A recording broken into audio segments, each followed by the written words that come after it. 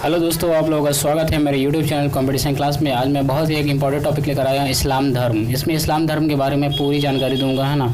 इसके संस्थापक कौन थे, है ना, और ये भारत में कब आया, कैसे आया, कौन इसे लेकर आया, है ना, सारी जानकारी दूंगा।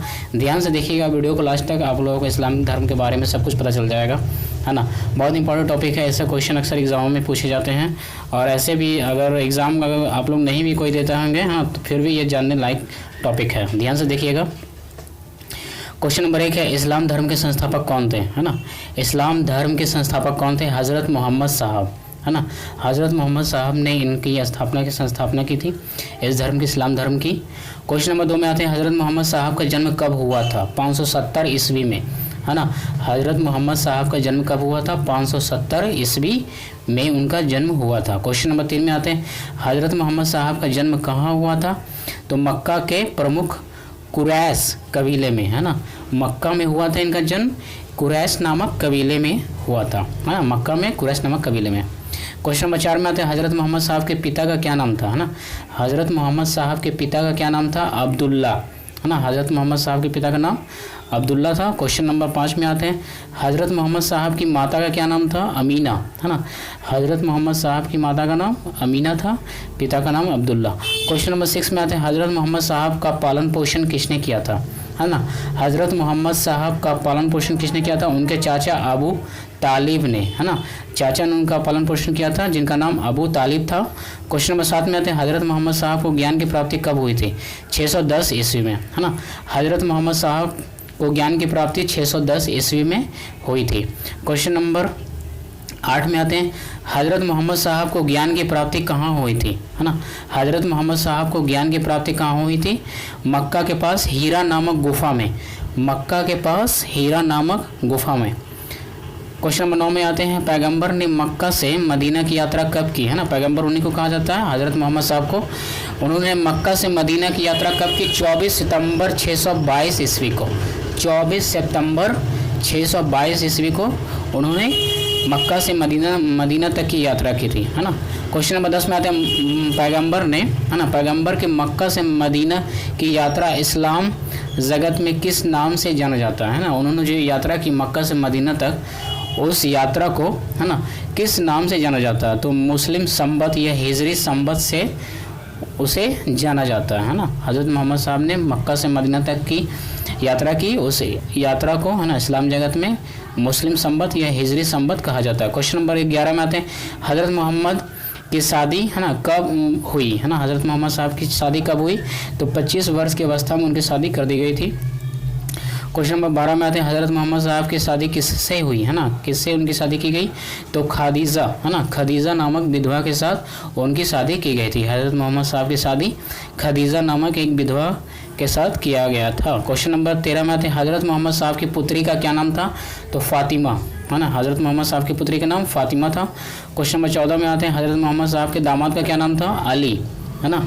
फातिमा बेटी का, है ना, पुत्री का नाम, और अली उनके दामाद का नाम, है ना, हज़रत मोहम्मद साहब के दामाद। क्वेश्चन नंबर 15 में आते हैं, कुरान को अरबी भाषा में किसने लिखा, है ना। कुरान को अरबी भाषा में किसने लिखा? देवदूत जिब्रील ने, है ना। देवदूत जिब्रील ने लिखा था कुरान को अरबी भाषा में। उसके बाद उन्होंने लिखकर इन्हें हज़रत मोहम्मद साहब को सौंपा था। क्वेश्चन नंबर 16 में देखते हैं, कुरान में कुल कितनी अध्याय हैं, ना। कुरान में कुल कितनी अध्याय हैं? तो 114 अध्याय हैं, है ना। कुरान में कुल मिलाकर 114 अध्याय हैं, 114। क्वेश्चन नंबर 17 में आते हैं, कुरान में कुल कितने पद हैं? तो 6360 पद है ना। 6360 पद हैं कुल कुरान में। क्वेश्चन नंबर 18 में आते हैं, पैगंबर मोहम्मद ने किस किस शिक्षा दी, है ना। पैगंबर मोहम्मद यानी कि हज़रत मोहम्मद साहब ने जो शिक्षा, अपना उपदेश दिया, वो किस चीज़ की? तो कुरान की शिक्षा दी थी, उन्होंने कुरान की शिक्षा दी थी। क्वेश्चन नंबर 19 में आते हैं, क्वेश्चन नंबर 19 में देखते हैं, है ना, पैगंबर मोहम्मद साहब की मृत्यु कब हुई थी? 8 जून 632 ईस्वी को, है ना। पैगंबर मोहम्मद साहब की मृत्यु 8 जून 632 ईस्वी को हो गई थी। क्वेश्चन नंबर 20 में आते हैं, हज़रत मोहम्मद साहब को कहाँ दफनाया गया?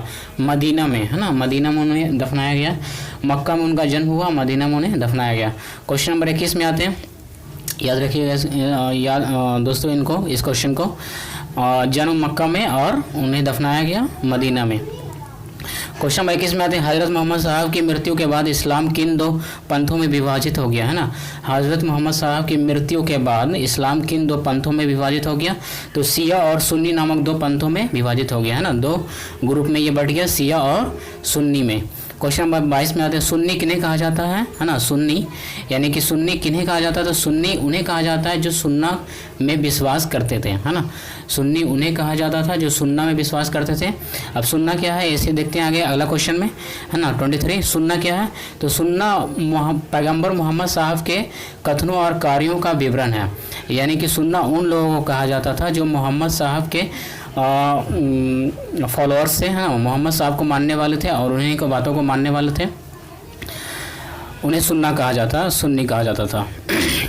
क्वेश्चन नंबर 24 में आते हैं शिया किन्हें कहा जाता है, तो शिया उन्हें कहा जाता है जो अली की शिक्षाओं में विश्वास करते थे, है ना। दो था अभी बताया, मुस्लिम समाज दो भागों में बढ़ गया, शिया और सुन्नी। तो सुन्नी उन्हें कहा जाता था मोहम्मद हज़रत मोहम्मद को मानते थे, और शिया उन्हें कहा गया, है ना, जो अली की शिक्षाओं में विश्वास करते थे, है ना। अली, है ना, हज़रत मोहम्मद साहब के दामाद ही थे।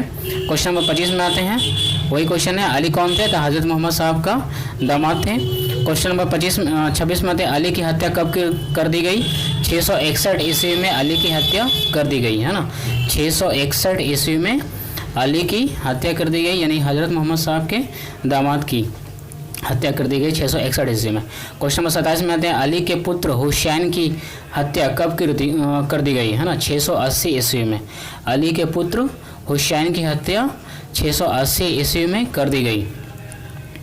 क्वेश्चन नंबर 28 में आते हैं हुसैन की हत्या कब हुई, है ना, कहाँ हुई, सॉरी, हुसैन की हत्या कहाँ हुई, तो करबला, है ना। करबला जो इराक में है नामक स्थान पर हुआ था, करबला में हुसैन की हत्या। क्वेश्चन नंबर 29 में आता है पैगंबर मोहम्मद साहब को उत्तराधिकारी क्या कहलाए, है ना। पैगंबर मोहम्मद साहब के बाद जितने भी आए, है ना, उनकी जगह पे उनके पद को भरने के लिए उन्हें क्या कहा गया, तो खलीफा उन्हें कहा गया।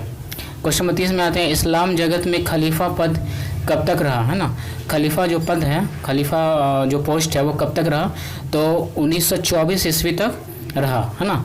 खलीफा पद इस्लाम जगत में, इस्लाम धर्म में 1924 तक रहा। 31 में आते हैं इस्लाम जगत से खलीफा पद किसने समाप्त कर दिया, है ना। खलीफा पद, है ना, किसने समाप्त कर दिया इस्लाम धर्म से, तो तुर्की के शासक मुस्तफ़ा कमाल पाशा ने इसे समाप्त कर दिया। तुर्की के शासक मुस्तफ़ा कमाल पाशा ने, याद रखिएगा। क्वेश्चन नंबर 32 में आते हैं पैगंबर मोहम्मद साहब का जीवन चरित्र किसने लिखा, इब्न इशाक ने, है ना। पैगंबर मोहम्मद साहब का जीवन चरित्र किसने लिखा, इब्न इशाक ने लिखा था। क्वेश्चन नंबर 33 में आते हैं पैगंबर मोहम्मद साहब का जन्मदिन किस त्यौहार के रूप में मनाया जाता है ना। हाँ तो दोस्तों क्वेश्चन नंबर 33 में आते हैं पैगंबर मोहम्मद साहब का जन्म किस त्यौहार के रूप में मनाया जाता है ना। पैगंबर मोहम्मद साहब का जन्मदिन किस त्यौहार के रूप में मनाया जाता है, तो ईद ए मिलाद उन नबी के रूप में मनाया जाता है इनका जन्मदिन, है ना, ईद ए मिलाद उन नबी। क्वेश्चन नंबर 34 में आते हैं भारत में इस्लाम धर्म का आगमन कैसे हुआ, अरबों के जरिए, है ना। भारत में इस्लाम धर्म का आगमन अरबों के जरिए हुआ, यानी कि अरब के शासकों ने यहाँ भारत में इस्लाम धर्म को लेकर आया। क्वेश्चन नंबर 35 में देखते हैं भारत में सबसे पहले इस्लाम कब आया, है ना, 712 ईस्वी में। भारत में सबसे पहले इस्लाम कब आया, 712 ईस्वी में आया। क्वेश्चन नंबर 36 में आते हैं भारत में सबसे पहले इस्लाम धर्म कहाँ आया, सिंध प्रांत में, है ना। भारत में सबसे पहले इस्लाम धर्म की स्थापना सिंध प्रांत में हुई। क्वेश्चन नंबर 37 में आते हैं सिंध प्रांत में किसने इस्लाम धर्म लाया, तो अभी जैसा बता चुका है अरब के शासकों ने लाया था, है ना, जिसे अरबों ने कहा गया। अरब के शासकों ने इस्लाम धर्म को सिंध प्रांत में लेकर आया। क्वेश्चन नंबर 38 में देखते हैं भारत में पश्चिम दिशा की ओर मुँह करके ही नमाज क्यों पढ़ा जाता है, क्योंकि मक्का भारत के पश्चिम में है ना। मक्का में चूँकि हज़रत मोहम्मद साहब का जन्म हुआ था, इसलिए हम लोग जो भी हैं इस्लाम धर्म को मानने वाले वो मक्का की तरफ मुँह कर कर ही क्या करते हैं, नमाज पढ़ा करते हैं, जो मक्का भारत के पश्चिम में है ना। क्वेश्चन नंबर 39 में आते हैं मक्का की ओर की दिशा को क्या कहा जाता है ना। मक्का की ओर की दिशा को क्या कहा जाता था, क्या कहा जाता है, किबला, है ना, यानी कि पश्चिम दिशा को किबला कहा जाता है ना। जो भी है ना, मक्का की दिशा, है ना, जहाँ जो देश का भी, जैसे हम लोग भारत में है ना, तो भारत में पश्चिम की ओर पड़ता है, किसी देश का पूरा में ही पड़ता होगा, तो जिस दिशा में पड़ेगा उस देश में किबला उसे कहा जाएगा। ये लास्ट क्वेश्चन था दोस्तों यहाँ तक, है ना। इस्लाम धर्म के बारे में जो भी महत्वपूर्ण जानकारियाँ थी वो मैंने इस वीडियो में डाल दी है ना। आप लोग इसे देखिए और अपना नॉलेज बढ़ाइए, है ना। अगला वीडियो मैं जल्दी लेकर आऊँगा, तब तक के लिए धन्यवाद।